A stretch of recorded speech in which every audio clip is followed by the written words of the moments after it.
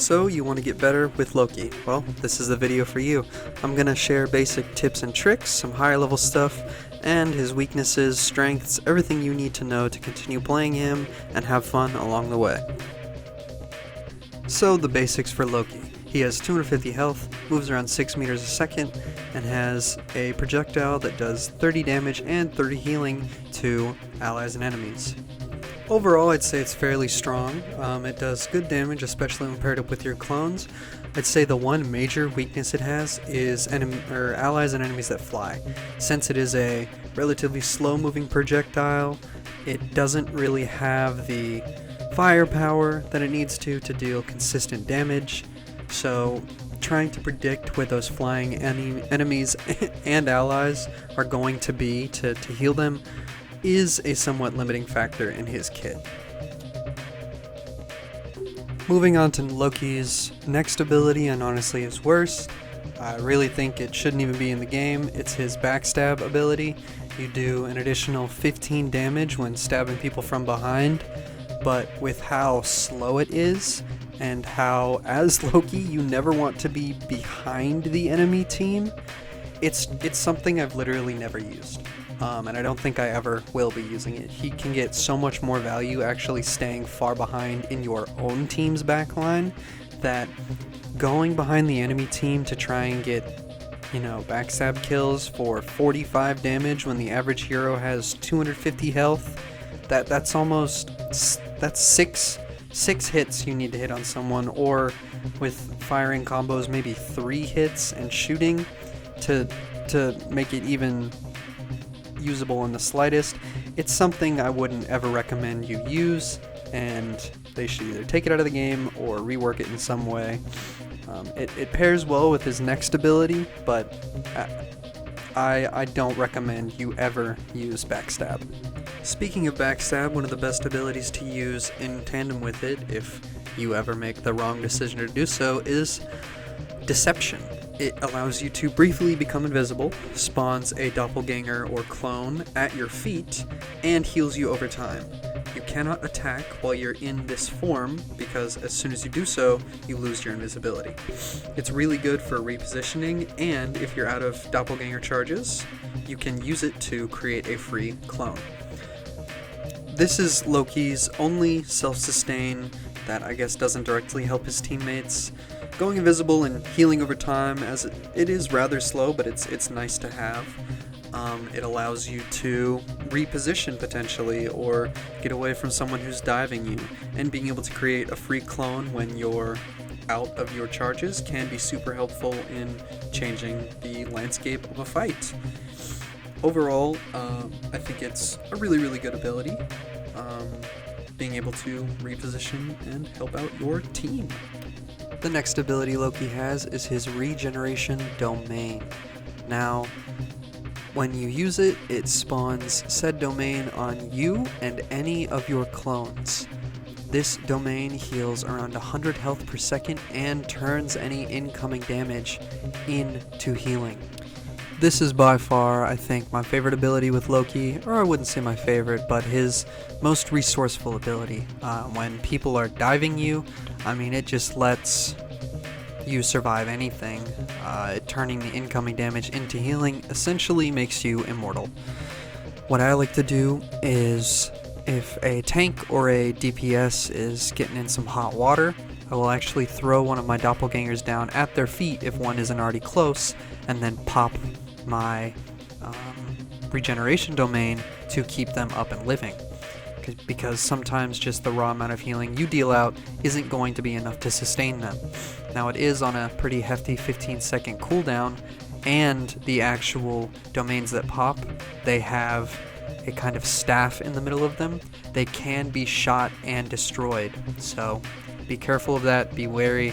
The higher ranks you go, people will know this, and they will shoot them. So you are immortal as long as that domain is up, but they can be destroyed. Next, we have Loki's Devious Exchange. This ability lets you instantly swap with a clone within line of sight and 30 meters. It's really nice being able to take an advantageous position, get to an area that normally Loki wouldn't be able to due to his limited mobility, and I also use it to get out of spawn faster. I'll place one of my clones down, and I'll just teleport right to it, cutting down that time trying to get out of spawn. Now for Loki's bread and butter, his doppelgangers. You can spawn 2 at a time, they have the same HP and deal the same amount of damage and healing as you. They will shoot whenever you shoot, wherever your crosshair is pointed. With these being the bread and butter of his kit, it is really, really important you understand how to use them and where to place them, since they are on a cooldown, and at most you can put down 2 at a time. You have 3 different sources of damage / healing. One of the most important things with your doppelgangers is line of sight. If you put your clone behind a wall, let's say, you won't be able to actually use them. They'll be, unless it's a destructible wall, the blasts will be blocked by said walls, so knowing where the line of sight is, where to put them, is a really, really important part of this kit, so you can heal your allies and take out your enemies. The final part of Loki's kit, the abilities he gets, is his ultimate, the God of Mischief.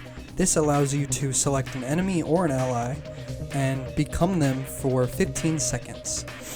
It's similar to Echo if you've ever played Overwatch, but there are 2 key differences.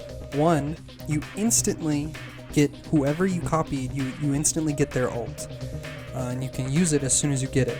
The one downside is, though, if you die as this copied character, you also die as Loki. There is no transforming back into Loki after you go down to 0 HP, you simply just die. So be careful with this ultimate. It is very, very strong, but it also requires the most game sense and knowledge of every character in the game to be able to use correctly and effectively in a game.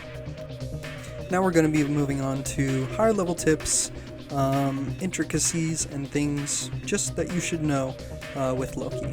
So I already talked about it before, but he is pretty weak against the flyer enemies, and it is pretty hard to heal your allies as flyers. So just get used to the projectile speed and kind of leading your shots to hit those flying enemies and allies, and it should make it a lot easier for you to, do better when facing flying enemies and healing your flying allies. Now, also something to think about is if you have played Overwatch, Baptiste has a similar style AoE heal. In that game, when you hit someone dead on, you heal more. With Loki, that's simply just not the case. So when you have a bunch of grouped up enemies or allies, it normally is better to just shoot at their feet, so you don't have to directly aim at them, and that gets the job done pretty well. You risk or you mitigate the risk of actually missing your shot entirely because you're aiming at the ground and using that 3-meter radius of the actual explosion to heal them, rather than trying to direct hit your allies, which will cause you to miss and potentially could lead to them dying. Another tip is use your regeneration fields sparingly. I usually only ever keep it up for myself or for my allies, depending on what the enemy team is running. If they have like a heavy dive comp with like Spider-Man, Iron Fist, Wolverine, Black Panther, Venom, Hulk, that is when I'll normally keep it for myself and focus on healing more, as if they jump on you, that is your surefire way of defending yourself and making sure you don't get absolutely obliterated. Additionally, it's not the biggest thing in the world, but I've noticed that Loki is more of a defensive type character, kind of like Moon Knight. You can use him on the conquest maps on the attacking side, but if you're playing defense on conquest, you will see much better results, as kind of like Moon Knight, Penny Parker, Magneto. They're more on the defensive side than offensive side, as their kits are built around standing in one place, defending that area, being the stalwart defender, not really getting in the enemy team's face. That is just something I've noticed after playing Loki for a little bit. He does a lot better on defensive sides. So, if you're playing a conquest map on attack and you're not doing as well as maybe you did last game, I just want to look at the game mode and see, well, maybe, he's not as strongly suited for that. I'm not saying don't play him. Play Loki as much as you want to. He's my favorite character in this game. But that is a weakness I have noticed. Also, if your team tends to be getting dove a lot, changing the position of your clones is super, super important. Making sure that they're in advantageous positions where they won't get destroyed, so you can keep that maximum healing and damage output up at all times. Saving your regeneration field for yourself and your team is also very important. So don't just be, misclicking and using it because, someone's coming towards you. Really use it as like a last-ditch effort to stay alive. Also keeping one of your clones in your pocket or just placed behind you so you can use your teleport to one of them is very helpful as well. It can help you get out of sticky situations when you don't have your regeneration field, or it's just another way to reposition, gain an advantageous, point in the map so you can heal your allies better and do more damage to your enemies. Loki does have a damage drop-off, I think around 30 to 40 meters, but I do not believe he has a healing drop-off. I don't believe that your teammates receive less healing. It's purely just the damage you deal. Now, as enticing as it is to, copy a Winter Soldier or a Spider-Man or any of the Duelist characters for their super strong damage dealing ult, something I've noticed and something you should take into account is what your team needs. So, if you're the only support, it might really benefit your team to copy one of their strategists and use their ultimate and the rest of their kit. I mean, you're that character for 15 seconds, so you don't have to instantly pop their ultimate unless things are really, really going bad.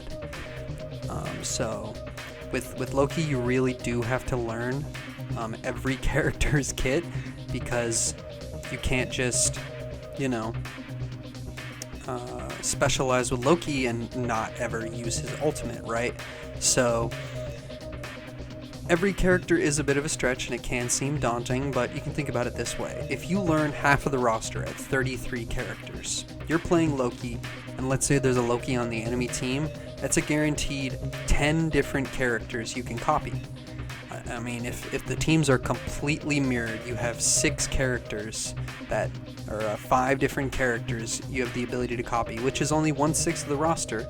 But if it is that 10 characters, that's 1/3 of the roster.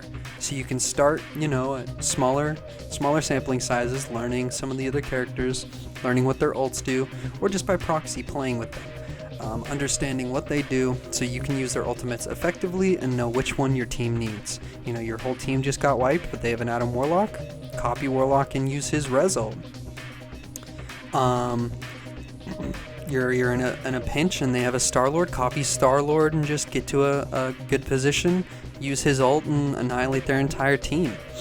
Copy their Luna Snow and save your whole team from dying. I mean, there's so many possibilities and use cases for his ult. Really, there's not a wrong choice, but there is an optimal choice. You just kind of have to make a decision on the fly, and the experience of knowing what and when to do when you have his ultimate is something you're just going to have to learn. But yeah, that has been my, advanced tips guide for Loki and just a general guide to the character. Comment below which character you want to see next. I've been Shoso's dad. Thank you for watching.